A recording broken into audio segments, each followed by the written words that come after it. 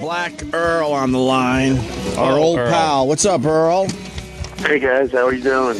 Well, we're all mourning the passing of Lou Reed. The untimely passing. The untimely passing of Lou Reed, and I know you were a big Lou Reed fan. Could tell by the Twitter. Yep. Yeah, loved the guy. Loved. What do you like? What do you like about him? Just really, he was just street. He was street to the core, man. Yeah, man. True that. How is he street? I don't know what that means. He was like part of the New York City fabric, right, Earl? Oh. No, yeah. He was New York. Uh-huh. When you think New York, you think Lou Reed. Well, he's also, he brought a real sense of realism to the music. To be quite Absolutely. Explain that further. The music was real. honest. I mean, think about it. Before Lou Reed, you didn't have really deep songs about drugs, about. Yeah, Rolling Stones weren't into that at all. Yeah, dead neither. So, but you liked his. You liked lyrically what he did. He really delved into that drug culture like no one else. Yeah. Is that what you're saying, Yeah. Earl? Oh, guys, no, you were breaking up for a second. See, that's one of the things he does. I have a million phone calls where Earl goes, "You're breaking up." Nothing changing. Earl, It's been years. he really Yeah, he really tackled the drug culture in his songs. I said, explain that further, please. Thanks. Yeah, I mean, think about a song like Heroin. Think about a song like Waiting for the Man. Thinking about, just trying to think something else off the top of my head. Well, we're thinking about it. Well, even Walk on the Wild Side obviously was very. Yeah. There was I never heard that. There was some drug action in that song as well. And what about New York Man? Oh, New York City Man. I think it's New York City Man? written about New York. Why is it the best song written about New York in your words? A lot of New York songs out there. Yep. Well, just first of all, it's a fantastic song. It's just What makes it a fantastic song?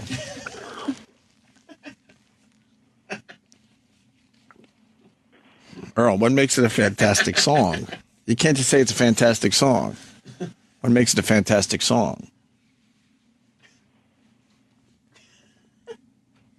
Earl? Comment? Earl? Earl, Hello. Earl, what are you doing?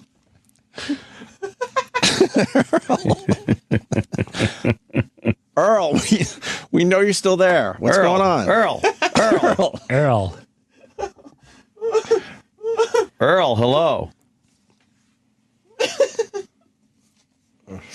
I don't know. Earl. He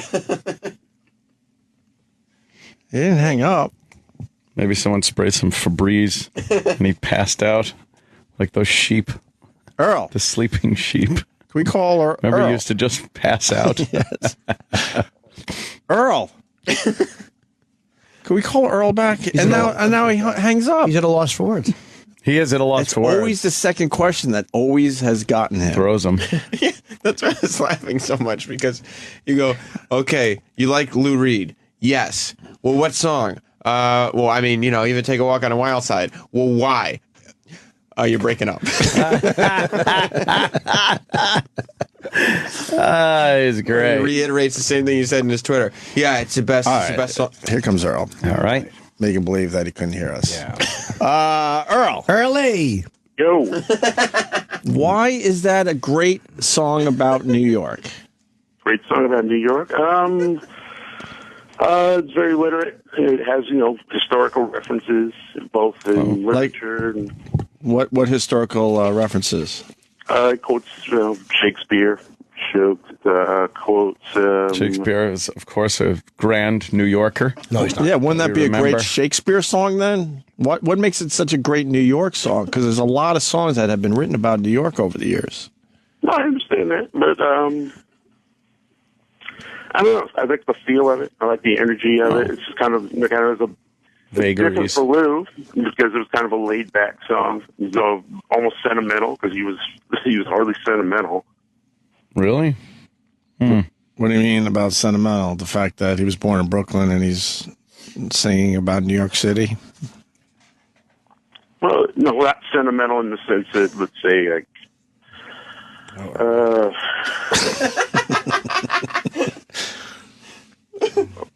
Earl, your Twitter said you were a huge Lou Reed fan. yes, I'm a huge Lou Reed. Guys, I went to bed 2.5 hours ago, so I'm not as sharp as I am right now. Up just reflecting. Little self-reflection. Still a little too emotional right now. Lost for words. Lost for words. The old lost for words. Yeah, well, it's Lou Reed, for God's Must sake. be great to live your life with that moniker. I'm not a loss for words. Yeah, lost for words. What you going to be on with Ronnie today? Talk a little about Lou. Yeah, I hope so. I'd like to hear that. Yeah. Yeah, I mean, I know he's very upset about it. Oh, have you spoken to him? Not yet, no. So how do you know he's very upset about it? He's as big a fan as I was. Well, and you're a I huge, find that hard to believe. and you're a huge fan. He doesn't know at all. Big Lou Reed fan on the phone. Earl Douglas. I got one, because this is one thing we discussed earlier we don't understand. Like, a lot of people say that Lou Reed was very influential in their careers. Why is that? Go. Well, influential in the sense that he brought an avant-garde sense to the music. He brought realism to lyrics. On top of everything else, fantastic guitar player too. Mm-hmm. Okay. How about the singing? Singing, well, you didn't, like Dylan, you didn't necessarily have to be a virtuoso to be a fantastic singer. That's true. Dylan, though, I at least sang.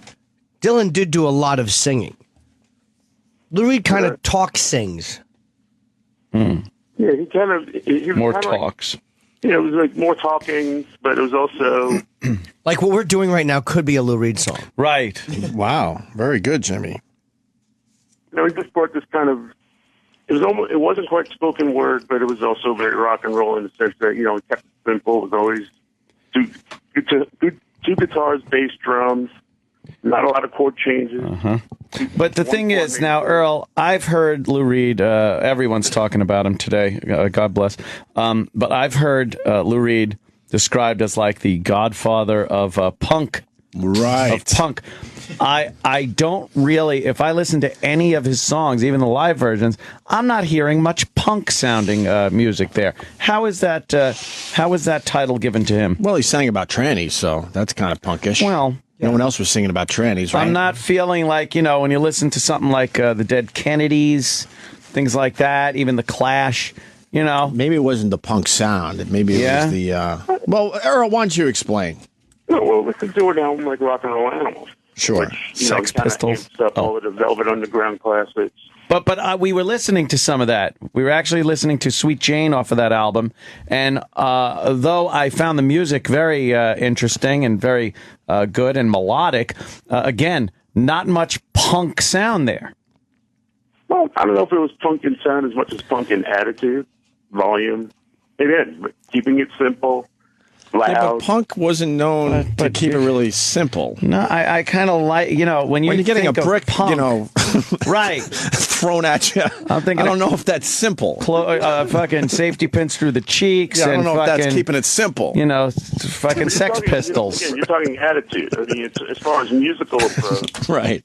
most punk bands, probably some of the first songs they learned were Velvet Underground songs, so they're very basic to learn. They were, they were basically one or two chords. What's a big Velvet Underground song, Earl?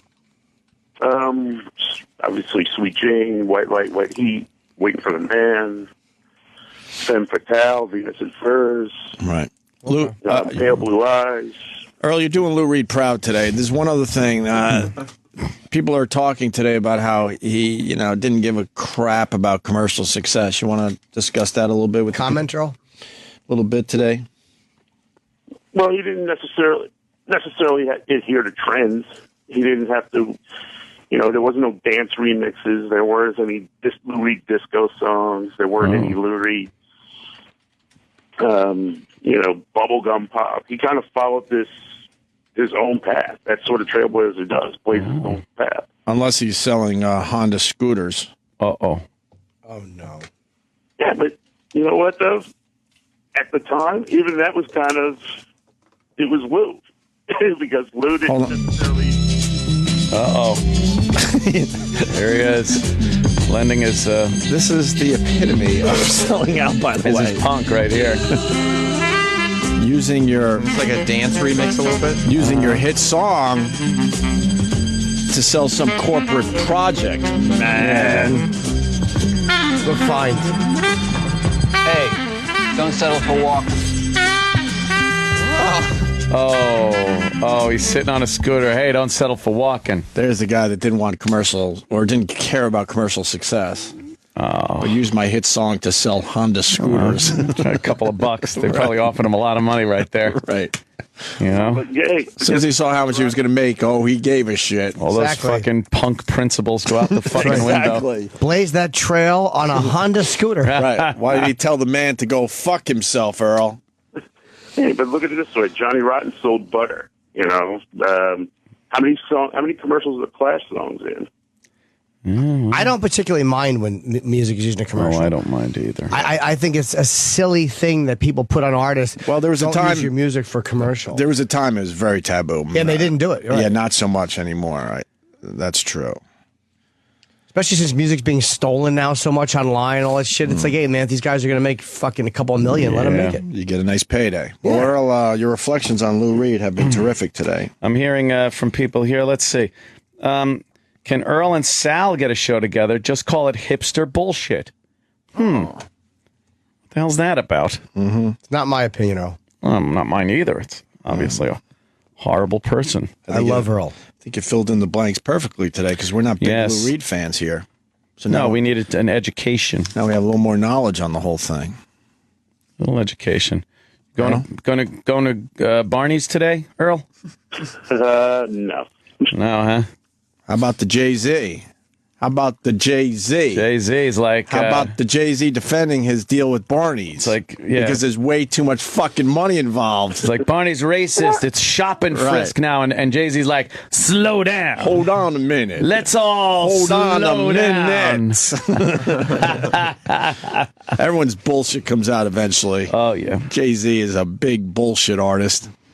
If he believes there's some racism going down at Barney's, and he does behind closed doors, then he probably should take that deal and tell Barney's to go fuck themselves. But there's way too much money involved for the Jay-Z. I like that Reverend Al is calling for a boycott of Barney's if they don't have a full investigation, which entails, I guess, everyone at the whole organization being fired. And he has a rhyme. We went from stop and frisk to shop and frisk. You know what? Stop and frisk I agree with, but there's a legit point to these were both paying customers. And look, if Barney's came out and said, look, yeah, we do racially profile at times and it bites us in the ass, I'd respect Barney's, but they won't say that. Of course they won't. But these were two people just making legit purchases and the fucking cops are stopping them. It's like, this guy, you can't have that shit. Someone called the cops. Well, no, Barney's. Yeah. So you can't fault the cops on that one. They're just following through. Right. But Barney's, I gather their loss prevention policy entails looking for black people that are spending a lot of money and questioning whether it's a legit purchase. Yeah, and you can't do that in 2013 and not expect to hear shit from it. Like if you're going to do that, at least take the repercussions and say that you do it. Do you know what I mean? If it's really saved you a lot of problems, fine, but don't expect black people to want to shop there. But don't look for Jay-Z to do anything drastic. Oh, hell no. Hell no. Hell no. Oh, hell no.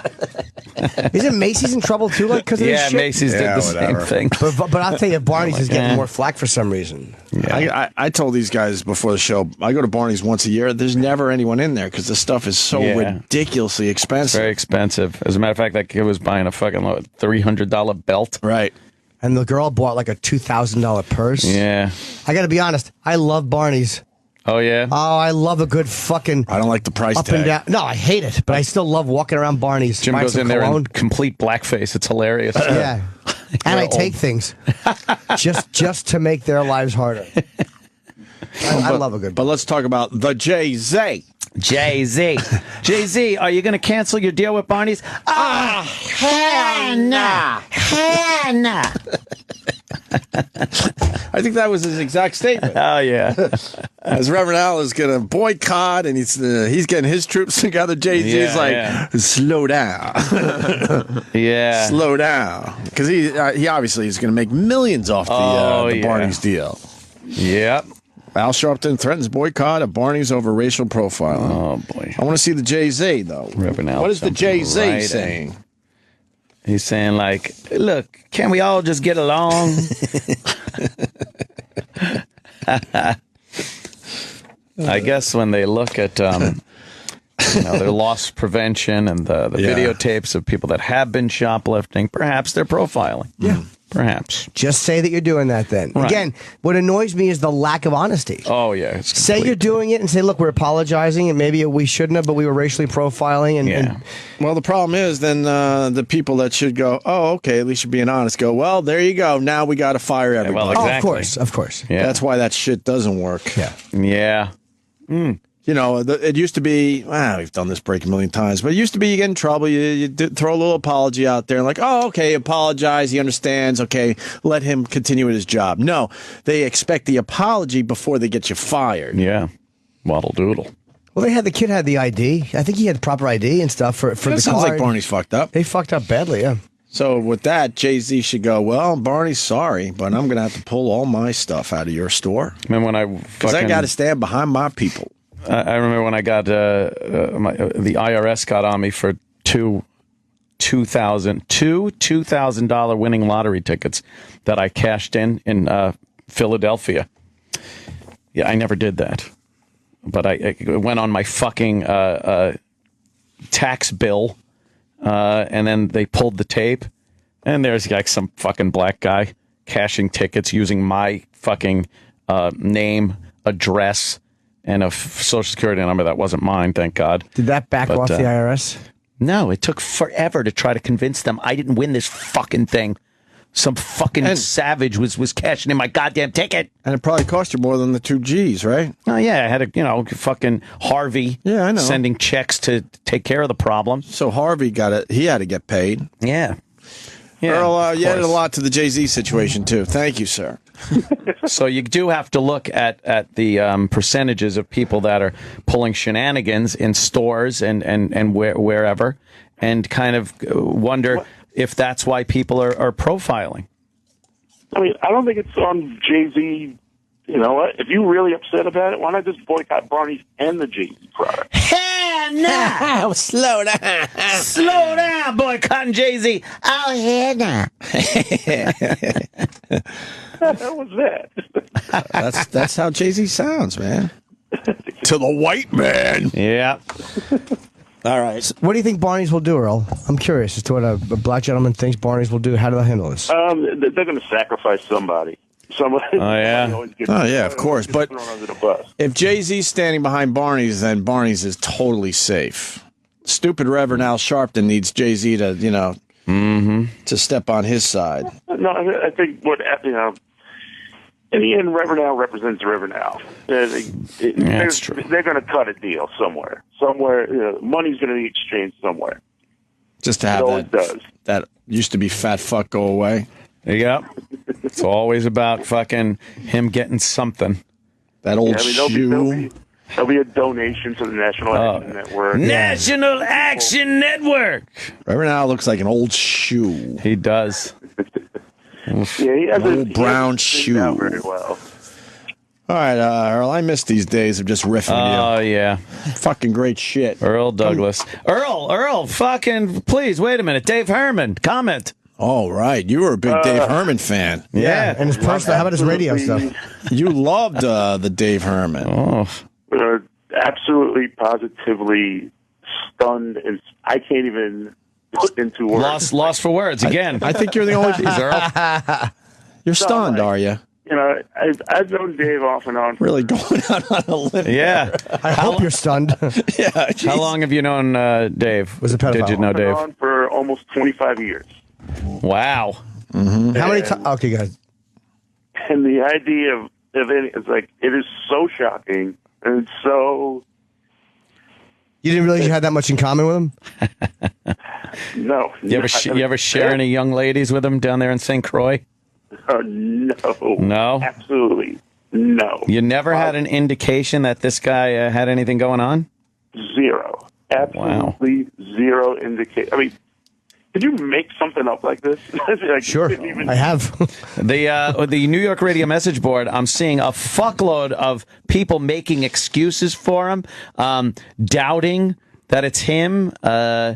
They really are coming to his aid and not believing this. Delusional. Those fuckwads. Dave Herman, of course, is the guy that wanted to have sex with a 6-year-old. A 6-year-old. She was 7. Well, now she's Seven. officially 7. She went It's made from up 6 person, to by the 7. way, because it was a sting. It started when she was 6. Right. His fucking Right. him trying to get her. He was courting her at 6. So what do they say on the message board? It's unbelievable. They're saying they could be a setup, and you know I doubt The Dave Herman I know. Yeah. It's Even all though a they bunch didn't of really horse know shit. Dave Herman because they just listened to his radio show. All these assholes are still trolling that fucking board. I mean, from what I read, they got emails, they got phone calls. Yeah. It looks bad. Is it true? I heard Scott Muni liked fucking small animals. Comment, Earl. No? Yeah? You sure? Don't Really? Your will of the dead. Stop. Damn. Please. Did Carol Miller have 5 Yorkshire Terriers and a jar of peanut butter? That's what I'm hearing. Let's No? behave. Stop. Yeah. Did Vince Skelser used to put vegetation up his ass? That's what I'm hearing. Behave. Yeah? Stop it. Did Pete Fornatale used to jack off in the largest rock and roll library? God, no. All right. Just going through all the rumors I'm hearing. Yep. Mm-hmm. All right. The day thing is it's disturbing and Yeah. and in the end, very, very sad. It really is. Who's it sad for? Sad for the Again, just possible knowing- children that he may have had sex with. Right. You know, hey, imagine being his kids. Who's it sad for? Get to meet Dave Herman. Maybe his family, I guess. Sure. Not just the. I'm just happy they got another fucking creep. And Right. if it's true, they should shoot him in the back of the head. What do you think of that, Earl? Creep. What do you think of that shit, Earl? Yeah. Hey, I mean, I know it's not a death penalty case, but I truly believe they should fucking take him out back if it's true and shoot him in the back of the head. Yeah.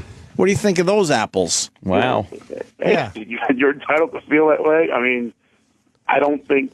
Again, It didn't hurt that the I don't know what's gonna motherfucker come sued out. me and Ann for $10 million. Yeah, that's true. And had one of his pals secretly taping us, That's- wiretapping us. Yeah, that's true. How do you feel, Earl, about a guy who was trying to have a 7-year-old flown to another country so he could give her alcohol and stick his cock in her, possibly by force? Wow.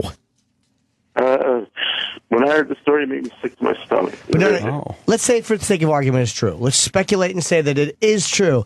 If it's true, how does that change the way you feel about Dave Herman? You know, hey, you lose respect for anybody who wants to even think that, much less try that. Losing Earl's respect. Well, that's punishment enough. But Oh, Earl. I love Earl. Earl rules. Earl is I like throwing the ball the around best. with Earl. Just tossing it around with Just Earl. tossing it around. On the phones. All right, Earl. Good Take stuff care, today, Earl. buddy. Love you, miss you. take care, Call up guys. Ronnie later. I want to hear See you, buddy. that exchange. Yes. All right. Ronnie will be all about Lou Reed today Yeah.